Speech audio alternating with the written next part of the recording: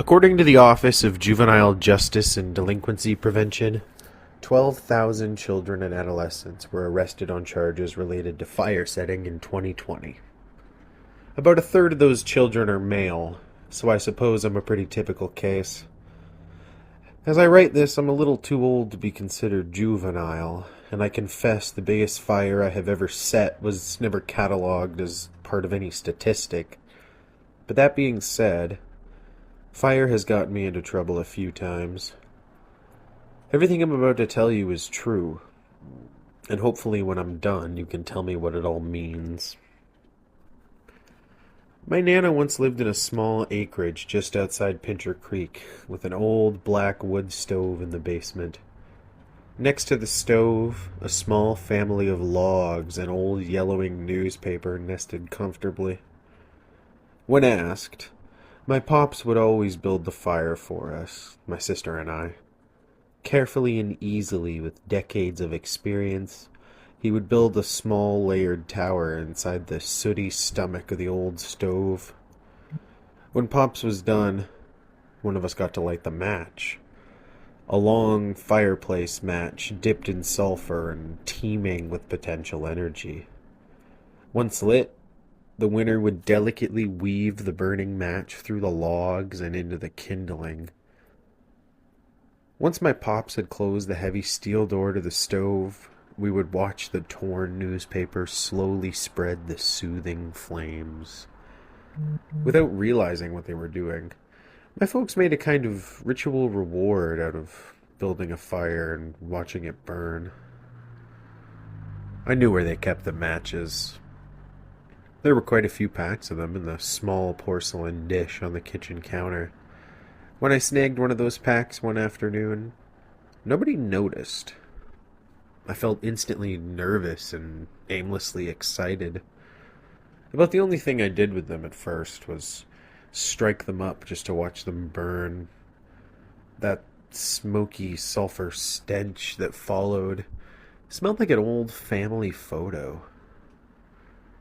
When it comes to the reason why, the only thing I can tell you is that fire has never really gotten me any sort of sexual charge.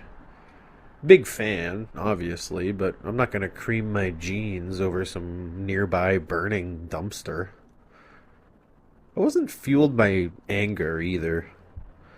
There was just something magical about that tiny ball of light dancing at the end of the matchstick. The feeling of carrying fire in your pocket like a loaded gun. At the time, I didn't feel powerful often. The more I played with matches, the more risks I started to take.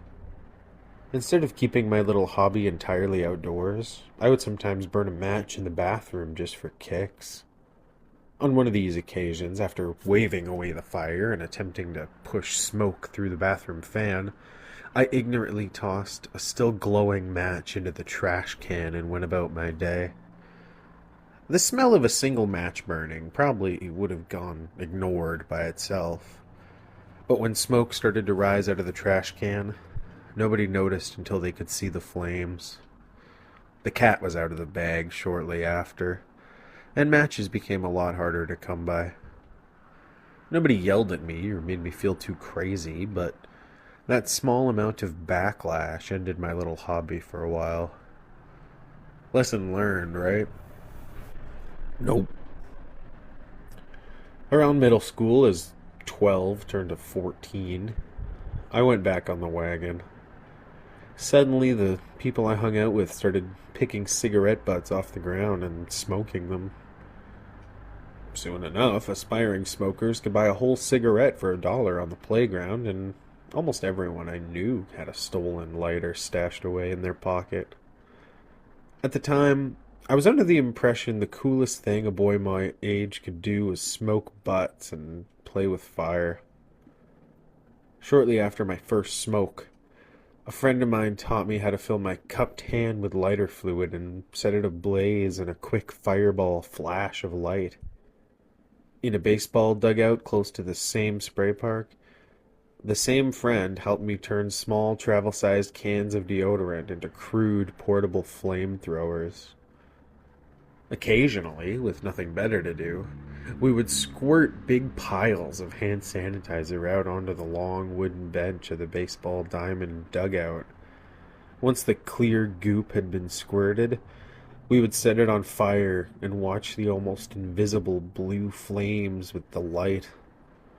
We also played with knives, tossing them towards our toes and into nearby streams where they would stay frozen all winter. I'm certain all of this went unnoticed by my parents. However, it wouldn't take much longer for my mother to catch on. Thankfully, I stopped smoking a few months after I started. When I mentioned earlier that fire had gotten me into trouble a few times, I admit I may have been exaggerating. Besides the concerned glances from both my family and myself, nothing I have confessed so far is illegal or unforgivable.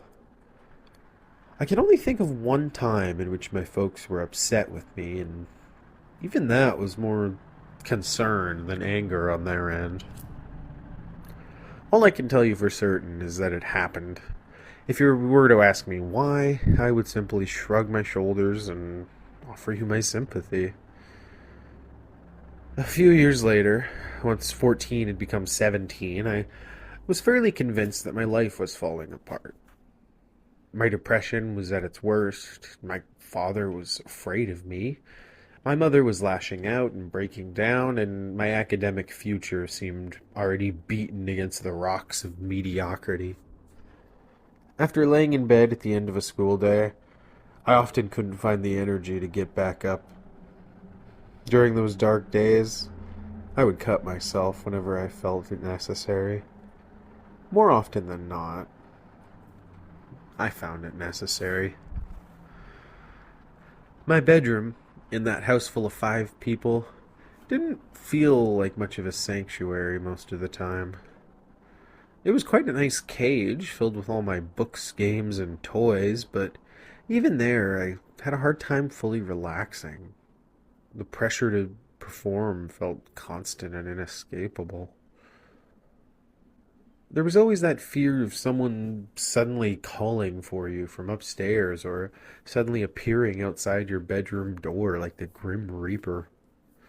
Because of this, my favorite place in the house was the downstairs bathroom my father and I had built shortly after moving in a year before. This was my sanctuary. This is where I started the fire. The thing about cutting yourself or starting fires is the constant background chase for the next high. Even in the few short years I had been self-harming, I could feel its effects becoming a lesson to my childish frustration. In search of a greater high, I got creative. Pressing the hot metal of a lighter into my arm left me with a smiley scar I still wear to this day. Just like with the razor blades, it wasn't enough. I wanted to go bigger. Digging through the small medicine cabinet, I was rewarded with an almost empty box of Q-tips. Admiring their shape under the bathroom's harsh white lights, I was reminded of the matches at my Nana's acreage. Of course, I had a lighter in my pocket. Of course, I didn't pause or hesitate in the slightest. Turning on the bathroom fan, I sat cross-legged on the floor in front of the small tile divider between the shower and the rest of the room. Grabbing one of the Q-tips from its faded blue box, I lit it on fire and watched it burn. Just like cutting myself, the flames had a way of pulling my focus away from the rest of the world and its problems until the show was over. So I burned another one, and another one, until I had lost track. Well, that was fun, now wasn't it? All I knew is I didn't want to go back to my bedroom. Back to my siblings, my school, my myriad miseries. More than any point in my life, I didn't really want to be a part of it at all. Being Eric usually felt like an impossible task. Maybe I didn't have to leave the bathroom just yet. maybe there was something else I could burn. The empty blue box of Q-tips winked at me like a lover in waiting. I didn't try to resist, and a few seconds later the box was nothing more than a smoldering black smudge against the white tiles. As I had always feared he would, I heard my father knocking on the bathroom door just a few moments later. "Eric? Eric? What the hell's going on in there? We're not leaving until you open this door," the alarmed voice of my father informed me. Silent so far. I can tell my stepmother is close by thanks to the faint sounds of their out-of-sync breathing.